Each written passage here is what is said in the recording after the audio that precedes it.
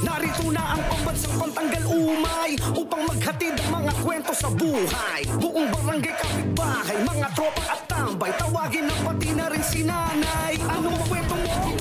Logan na yan, saan ka man naroon? Logan na yan, gusto mong mapanood? Logan na yan, imatyogan na yan, imatyogan na yan, imatyogan na yan.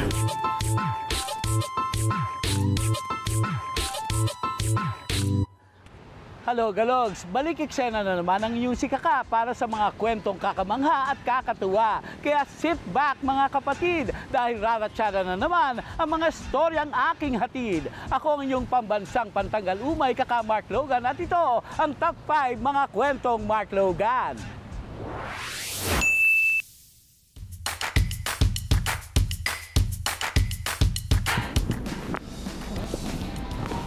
Ang daming pumutok. Pamilyar ba mga tuktok? Ganyan kapag umiidad na at sa liniment na umaasa. Ang mga napapanood ninyong pitik, ang tawag ay treatment na chiropractic. Sa balikat, likod, kadalasan ang taktak. Pati sa leg, susko, tila, hinehedla. Pero huwag kayong matakot dahil nakapokus ito talaga sa gunugod. Ang eksperto dito, si Doc Arthur. Matapos ang treatment, ikay mapapa, bonjour! Hello, Galogs. My name is Doc Arthur, Arthur Serninsky. I'm chiropractor here in the Philippines since close to 2 years now. Aba, teka lang, lagutok sa likod lang ang usapan. Bakit ang ilong ko tila dudugo na naman? At para mas maipaliwanag pa, makakasama natin si Ate Marisa na isang masipag na manggagawa. Kabado pa siya kasi first time niya. Ready po? Okay. Tingin po sa kanan, tingin po sa kaliwa, tingin po harap, tagilid kanan, tagilid kaliwa. Okay. Masakit dito? Okay. Dapa po kayo. In chiropractic, the main concern is starting to do a check about the spine. When you have some neck pain, shoulder pain, hands or ankle or knee, it is considering like some extremity problem.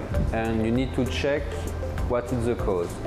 Most of the part is due to some bad postural correction, especially for the shoulder. We're starting to do a check legs balance.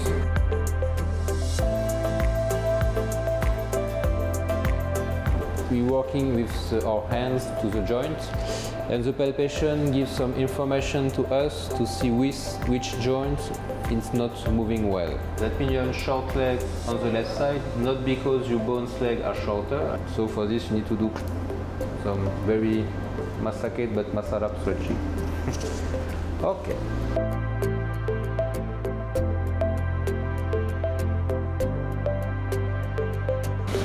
So now we're starting to adjusting the spine. Yes.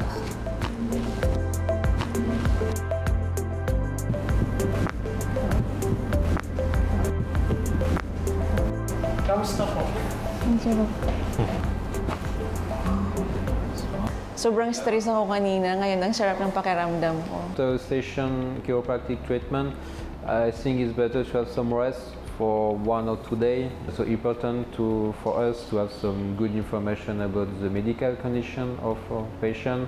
For this, before any adjustment, we know if we can do something or not with our patient. Yung unang impression ko about sa chiro, parang medyo takot ako kasi feeling ko masakit yung ano.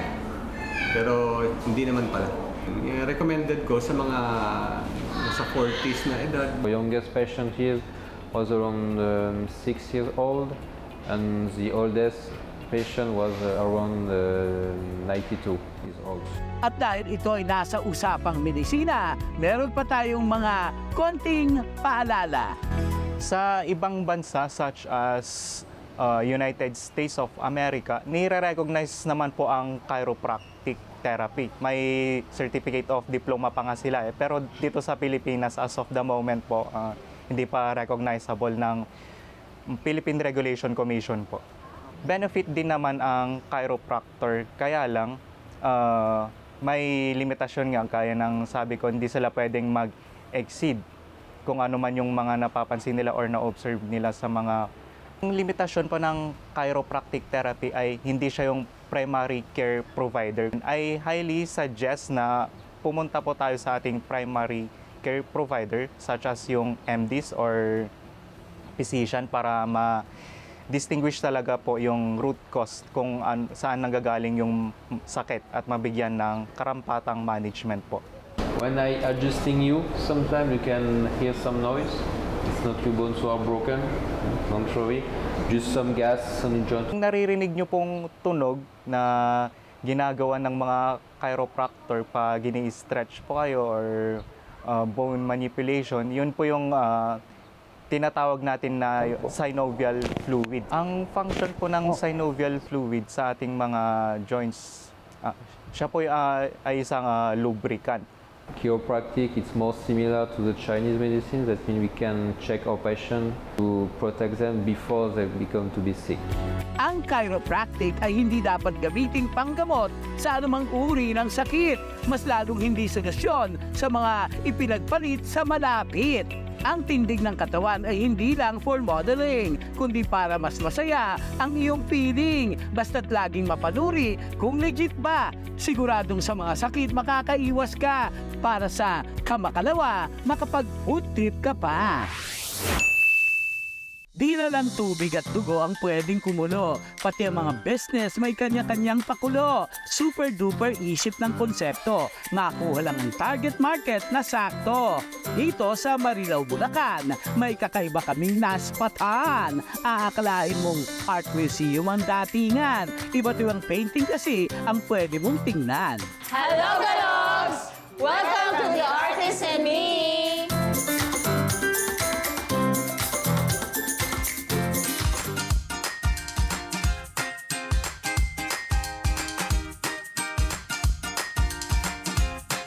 Nag-fact check kami kay Miss Bernadette Duazo upang i-confirm kung anong true na info. So yung konsepto ni The Artist and Me, studio siya kung saan pwede mag-paint yung mga first-timers. At the same time, pwede rin silang kumain, uminom ng kape or milk tea habang nag-relax through painting. Actually, good question, no? Si The Artist and Me, walang age limit. Ibig sabihin, from bata hanggang sa kahit na sino, from any ages, pwedeng pumunta dito at mag-enjoy. And we welcome everyone, kahit na senior citizen or on their 30s, 40s, even as young as 5 years old, pwede rin pumunta. Inaipot mo lang ang iyong paningin para kang nililipad sa kung saan-saan ng iyong damdamin. At habang ikaw ay nagpe-painting, pwede kang mag-wine o magkape. Ang The Artist in Me nga raw ang nauna sa Bulacan na may ganitong atake. Na kahit wala kang experience sa art, pwede kang matutong mag-painting at pwede mo siyang ma-enjoy. We want to help mga estudyante who are actually taking fine arts. So, parang when you get to buy or get the package, so a portion of it will actually go through the student that we are helping. So, yung parang community advocacy namin na we want to help a fine art student in their education or finishing yung college. Eto namang mag-beshi, dito na nagmarites. Aba, baka abutin kayo dyan ang alas 10. Bale, ito yung painting ko, parang hindi ko alam kung pine tree ba siya o mukhang panikin siya. Nakaka-enjoy kasi, nakakapag-chismisan tayo. Kahit di tayo marunong mag-paint, at least nag-enjoy tayo. So far, nag-enjoy naman ako dito sa The Artist and Me. Ayun, dahil dito nakalimutan ko yung ex ko, nakaka-break ko lang. At ito, binigyan nila ako ng free wine. Masaya po dito, nag-enjoy po kami sa The Artist and Me. Tapos nakahasa po yung mga skills namin dito. Nagagamit din po namin yung mga skills namin dito sa pagpipainting. Nakakangawit po pero masaya na. Try niyo po. Eto na nga ang artistic na twist. Inimbitahan namin ulit ang malupit na artist upang ang painting at coffee ay ma-experience. Welcome back, Guhit Bench! Hello, Kalogs! Tara, samahan niyo ako magluto ng itlog. I-paint natin si Kaka. Let's go!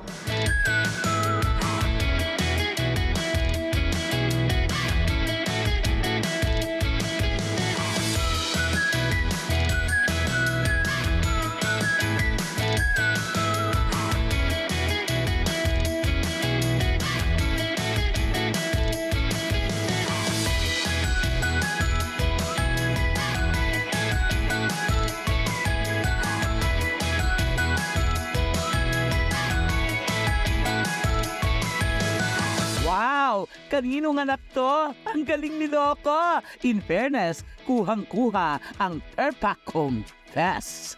So ayun guys, sulit na sulit yung pagbisita natin dito sa The Artist and Me, dito sa May Marilao, Bulacan. Nag-paint po ako, first time ko po mag-paint. And ayan po yung kalabasan ng aking painting. And yung mga staff dito is super accommodating nila. And then yung food sobrang sarap. Kaya parang nagaganaan ako mag-painting kasi ayan, sobrang bait nila. Welcome kayo dito sa The Artist and Me.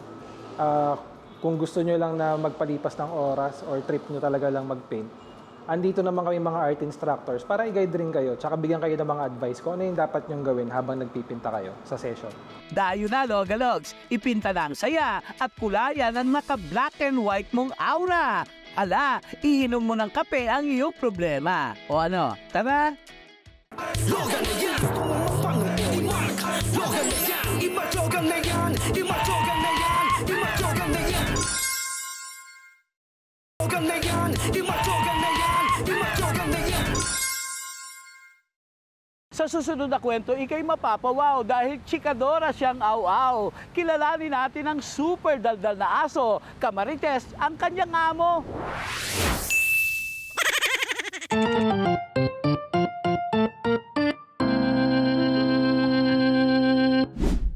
Sa pagkarami-rami ng tricks na nauuso, ang mga pet lovers, iisa pa rin ang sinusumamo. Say mama. Say mama. Kaya kung ang iba todo adjust na sa pets nila, ibahin mo ang chikadorang, balbunin at tuwopong Laguna. Mababalita si Papa doon, may bagong kapitbahay. Oo, alam mo ba doon yung bagong kapitbahay natin? Oo, uy. Hello, Kaka. Say hi muna kay Kaka. Say hi. Hi. Hi. Hello, Galogs. Meet Romeo at ang daldalitang aspi na si Teo. Aliw overload na duo. Sa viral videos, online nilang nakakaloko. Teo, alam mo ba? Nung high school ako, campus crush ako. Oo, campus crush si Papa. Tingnan mo mukha ko, Tingnan mo mukha ko. Di ba? Sa camera, okay yung camera. Hindi nagsisinungaling yung camera. O, loko. Teo, gayan mo si Papa. Okay? Okay. Sabi mo, Mami. Galing. Daddy naman, Daddy. Galing. Well, di ko alam kung mabibilib ako o masyokot. Sino ba naman kasing albularyo ang lalapitan pag nagsasalita na? Ang aso. Anong pangalan mo? Bukod sa pagiging madaldal, best actor din si Teo. Lights, camera, action! Wow! Pagpamas! Matapos umakting, pinakitaan pa tayo ng galing sa pagbibilang. Bilang ikaw. Okay, galingan mo ha. Galingan mo. Okay, ilan to? Very good. Ito. Very good. Ito. Very good. Ito. Very good. Ito. Oh, napagod na ata. Romeo, pakantahin mo na lang kaya. Dapat gusto kong makapagbag damdamin. Sing. Tumingin ka lang sa langit.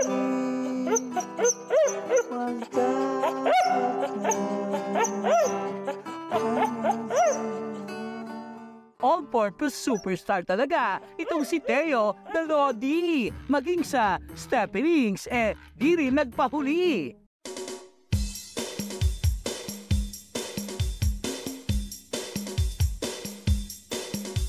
Hey people, stop and look! Galaw-galaw para di ma-stroke. If you think style namin bulok, think again and take a look. Style mong nagbumukmok, yan ang style na bulok. Galaw-galaw para di ma-stroke, galaw-galaw para di matigok. Galaw-galaw, sabay sigaw. Galaw-galaw, sabay hataw. Wow! Yan ang talent. Good job, Teo. Ang amazing mo, best friend. Madalas ay kwentuhan ang bonding ng dalawa. I love you. Yung hindi pa sigaw, Yung soft lang, okay? Okay. I love you. I love you. Simula ng maliit ay nakitaan na ni Romeo ng kakaibang galing at talino si Teo. Si Teo, nakitaan ko na yan na ano pa lang, 3 to 4 months. Yung kadaldalan niya, yun yung parang nagre-respond siya sa bawat salita ko, parang nakikipag-usap siya. Dahil Aspin ang alagang si Teo, biruhin mong nakaranas pala sila ng diskriminasyon dahil dito. Meron kaming isang lugar na pinuntahan, sabi daw, pet friendly, mga ganyan. Nung pumunta kami doon, yung nangyari, tatanong muna yung guard na anong klaseng aso. Sabi ko, Aspin. Yung sinabi kong Aspin, doon na parang marami siyang hinanap, mga ganyan. Pero nakita ko naman sa loob na maraming aso. Iba't ibang lahi nga lang. Ayun, umalis na lang kami. Kaya kami din nag-vlog dahil sa ganyan. Kasi gusto ko talaga ipakita na wala sa breed yan, nasa pagmamahal at pag-aalaga yan, at ituring yung pamilya, yung isang aso. Nakakatuwa man ang maraming tricks na kaya ni Teo, matinding training at pasensya naman ang kalakip nito. Lahat ng aso, kahit anumang klaseng aso, basta pag tinuunan mo yan ng pansin, tinuunan mo ng oras, pagmamahal, matututo at matututo yan. Kaya pag sinabi mo kasing pagmamahal, andun yung parang pasensya mo, hahabaan mo. And then, samahan mo rin ng consistency, mahabang pasensya. Ang pagiging mapagmahal sa hayop ay walang pinipili, mamahalin, mabalbon, aspin o kahit anuman ang lahi. Bawat isa ay may karapatang makaramdam ng tunay na pagmamalasakit at pagmamahal na walang salitang katumbas o anumang kapalit. Ang mga pudra, hindi lang sa pagiging haligi umuubra, abay bukod sa trabaho o pagkalikot ng kung ano-ano, papalag din yan sa pamamakasang talento. Nag-jogging kami papuntang Cebu, nakipaghampasan kami kay Donnie ng Pamalo. Nakipagtagisan itong musikerong palong-palo. Ibahin niyo raw si Mang Donnie dahil iba ang kanyang diskarte. Kung para sa atin ang lumang gamit ay basura, abay para sa kanya, ito'y musika.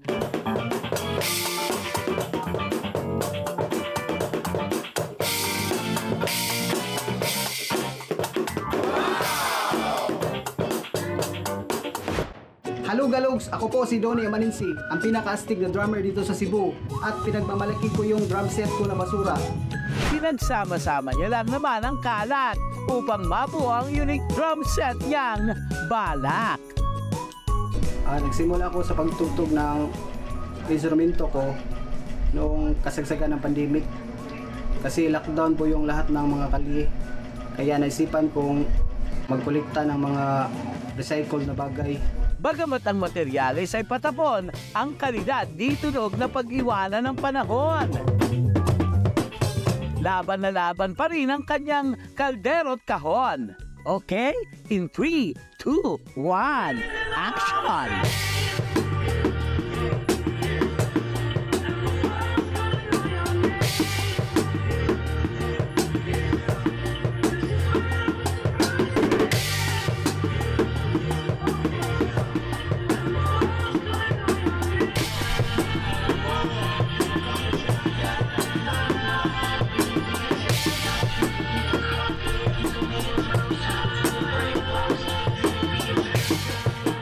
Hanep ang bangis. Bawat palo walang mintis. Etong trivia logalogs. Si Mang Donnie pala'y bumabase lang sa tunog dahil hindi raw siya sanay bumasa ng nota. Dinadaan niya lang sa tansya-tansya.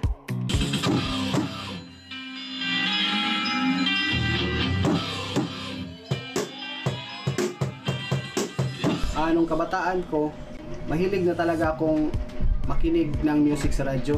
Pero yung number one, yung pangarap ko talaga is yung paano matuto mag-drum. Sa ngayon, gumawa ako ng basura drum set. Pero sa totoo lang, hindi talaga ako marunong magbasa ng nota hanggang ngayon. Pinangarap din daw niyang magkaroon dati ng banda, ngunit ang plano hindi umubra. Subalit di tinanggap ang kapalaran, kaya't sa 4 na sulok ng tahanan, gumawa siya ng pangalan. Pinangarap ko magkabanda po, pero yun nga lang, hindi natuloy kasi hanggang kalye lang siguro ang tadhana ko. Kaya naisipan ko na magsolo na lang gagawa ng banda. Imbis na gagawa ng banda, nagsusolo na lang ako mag-drum. Focus ko lahat yung attention ko sa aking drum set. Bukod sa paghampas sa timba, siya rin ay tatay na dakila. Todo support naman ng pamilya, kaya they live happily ever after at payapa.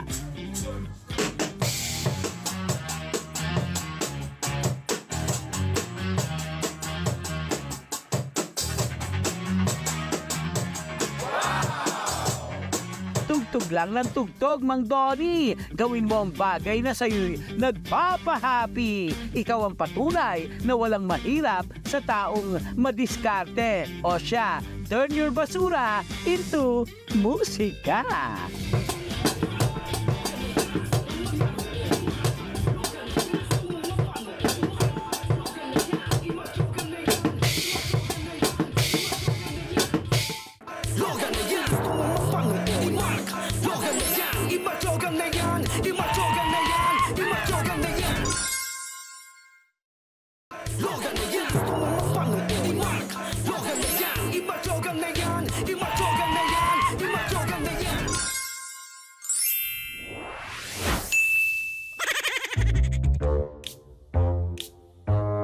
Kung narinig mo na ang para kanino ka bumabangon, ang tanong ko, para saan ka bubusangot?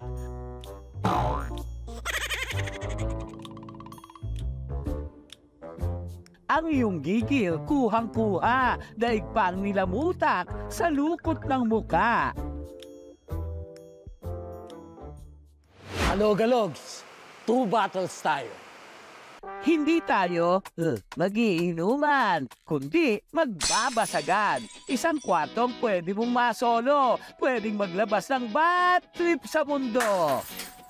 So, before then, wala rin naman akong outlet na napaglalabasan ng samang ng loob ko, gano'n, ng stress, na kapag ina-atake ako ng anxiety, wala akong makausap. So, yun, nung tinayo ko siya nung 2022, ako muna yung nag-try for the first month ng ng room. Effective siya sa mga kagaya ko na walang masabihan ng problem, yung ina-atake ng mental health, tapos yung mga stress, gano'n. Kaya bago pa ako hulihin ng pulis, magpapaimpis muna ako ng inis. Wala ba kayong sabaw? Yes. Sabaw. Nasaan ang sabaw? Sa halagang 250 pesos, may 10 bote na sa 20 minutos. Bad trip lang tayo, hindi pugante. Kaya safety muna para iwas aksidente. Kapalit-palit ba ako? Not enough. Ay, ayaw sa English. Linibre nila ako. Only wings. Kaya lang, tinola. Tinola. Nagbihis-bihis ako. Niyaya akong mag-date. Magkakapiraw kami. Tapos, isang gabi lang pala yun. Dahil bukas ililibing na. Lamay pala. Lamay. Dahil ang kakanin nyo ay medyo marites, mag-usi tayo dito sa ating SES. Sa pag-ibig ba? Para sa mahirap na exam na sana ipasa mo! Lalo kaya tang hindi papasa pag hindi nabasag yung bote. Very good. Durog na durog. Durog na durog. Uno na po ba yun? Oo, uno na yun. Ayun, Uno na.